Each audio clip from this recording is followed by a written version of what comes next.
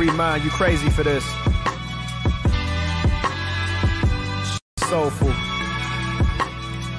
It's like our responsibility to make us feel something.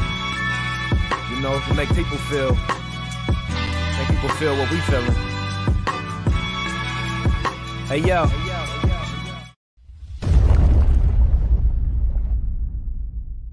Reggie here, and I want to welcome you to another one of my live streams. This is a little bit of an impromptu live stream. I just came back home from the post office and something showed up that I wanted to show you guys. And I was like, well, maybe I will talk about some other things that have come to my attention and also show you all this really cool thing that has shown up.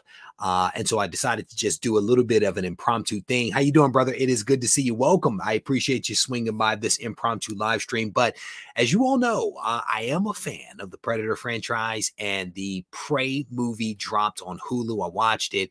I need to watch it again. I don't know that I fully appreciated it the way that many people have. It was just okay to me. A lot of people have had a lot of wonderful positive things to say about it, but it may, again, be because of the disrupted nature in which I watched the show. But this showed up. This showed up at the post office today. This is from Cyberspace Comics. Cyberspace Comics sent this over to me.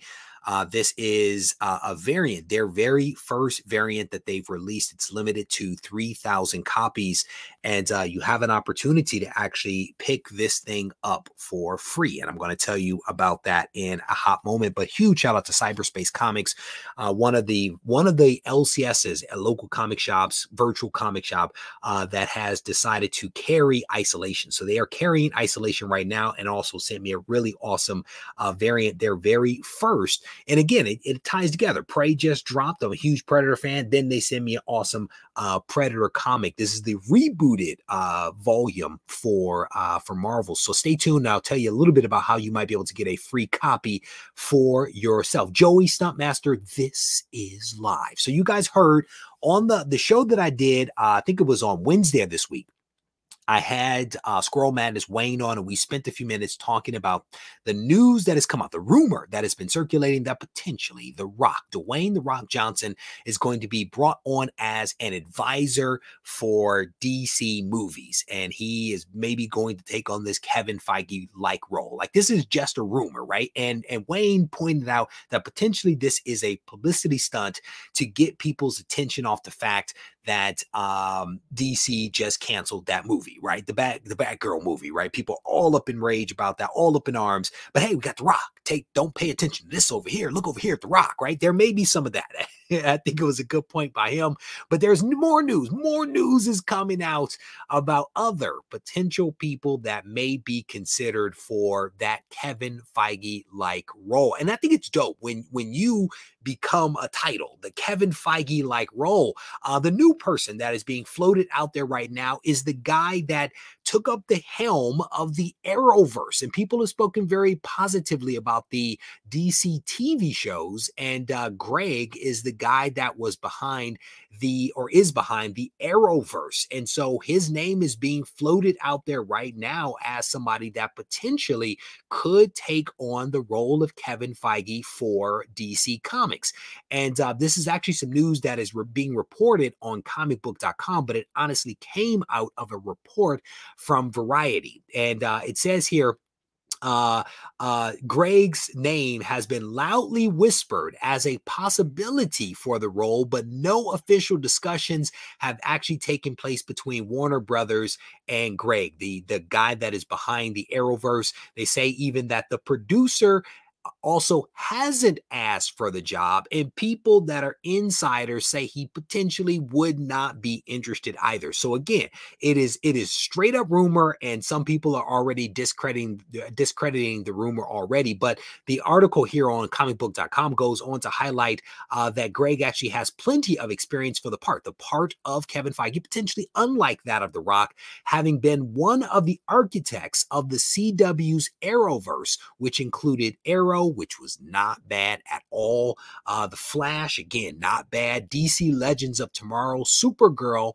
and Superman and Lois, all of which had crossovers multiple times. So again, this guy actually has some experience working with DC intellectual property, and also having these wonderful crossover events where things are kind of interconnected. Again, this is much, much different than what we heard about The Rock, who I don't know about his depth of knowledge when it comes to the source material, but this also makes some sense. And it goes on to talk about how the producer has produced other TV shows for DC, including Titans, Doom Patrol, Black Lightning, Stargirl, and Batwoman, plus the animated Seed shows. And it goes on to highlight what those shows are. So again, this is a guy that has an extensive background, clearly in television and specifically in working with DC properties. And so this is a quote that I focused on in a previous thing. You look at Batgirl or Batman, Superman, Wonder Woman, Aquaman. These are all brands that are known everywhere in the world. This is actually from David Salav, the CEO of Warner Brothers. He says the ability to drive those all over the world with a great story is a big opportunity for us. We've done a reset. We've restructured the businesses. We're going to focus.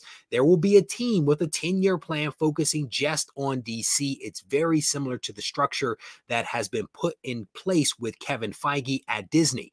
The only thing that David Salav is essentially missing is Kevin Feige, and he's not going to get Kevin, but potentially this producer behind the Arrowverse is a pretty solid person, right, that could fill that role. And I'm going to be really curious to see what you all think about that, whether the Arrowverse producer would be a good candidate for this role. The article goes on to actually talk about Dan Lin, who was a producer that has worked on some other things, specifically like the Lego Batman movie, which I think was pretty well received. My kids seem to like that. Godzilla versus Kong, which again, I thought was a pretty good movie. But his name also is being floated out there. But the Arrowverse seems to be the one that folks are zeroing in on. So again, definitely interested to hear what you all think about that. Let me look over here real quick. Prey was pretty good. There you go, says Jim. Trev says, I loved it. Chuck, how you doing, brother? It is good to see you, my friend. At least his Flash doesn't get in the news every week. Yeah, poor Ezra Miller. No doubt about it. The Lego movie, again, was not bad. Arrowverse started great, but went downhill, says Greg. Yeah, I mean, you know, most things do, brother. And was that, do you think that was because of the whole stutter? No, that was Arrow. Arrow had the stutter step with whether they were going to cancel it or move forward or have another season and all that other kind of stuff. So I'm not going to talk about that. But how you doing, brother? It is good to see you. All right, so we spent a couple of minutes talking about the fact that the producer of Arrowverse, the guy that is behind the Arrowverse universe, which is DC for TV, his name is being thrown out there as a potential Kevin-like Feige for DC, specifically for all of, I guess, their movie and television, that his name is out there. We will see whether any magic comes of that. The other thing that I teed up at the beginning that folks may have missed, this was sent over to me in honor of Prey dropping. Cyberspace Comics has sent over their very first variant. And this is one that they did with Marvel. It is limited to 3,000 copies. You have an opportunity to get this for free. And they sent me a little note. It says Marvel Comics is beginning their own take on the Predator franchise as a reward for all of our loyal customers, specifically Cyberspace's customers. They have partnered with Marvel to create an exclusive variant cover of Predator #1. And they are going about this a little differently because they're not going to be selling it. They're actually going to be giving the book away. And so I want to encourage you to use the link in the description of this video to head over to cyberspacecomics.com. There's a little bit more to it. There's a slash. I'm not going to give you all that. Go to the description of this video, click on it, head over and check out how you might be able to get a copy of this really awesome cover. I also want to point out here that they have an inventory of 150,000 comics in stock. I think that they are saying it's 150 because they want to have more inventory than me. I only have 100,000 comics. They have 150,000 comics. So head over, check them out. And again, you may be able to snag your own copy of Predator issue #1 for free. All right, with that, we're going to wrap this up. I want to thank you guys for hanging out with me for just a couple of minutes. Maybe we'll do a Patreon live stream a little bit later today. I'm feeling kind of frisky. I have some work that I have to do, but potentially maybe later today. So if you are a Patreon member and you're watching this, stay tuned because maybe we'll do a private live stream for you guys a little bit later today. All right. With that said, if you need to reach out to me, feel free to do so on Instagram at Regie Collects. Take care. My body ate itself until it found its passion. They got fat while we starved, but it's power in fasting. Until I turned to ashes, I remained stoic through my rap heroics. I painted 10,000 poems, then I drank the potion of poetry and motion. I started choking, it was potent. My throat chakra downloaded, knowledge hungry. I was embarrassed I could ask my parents for money when I had a full tummy. So I asked for wisdom, better than crypto, sweeter than honey. I don't take it for granted, I don't wear capes and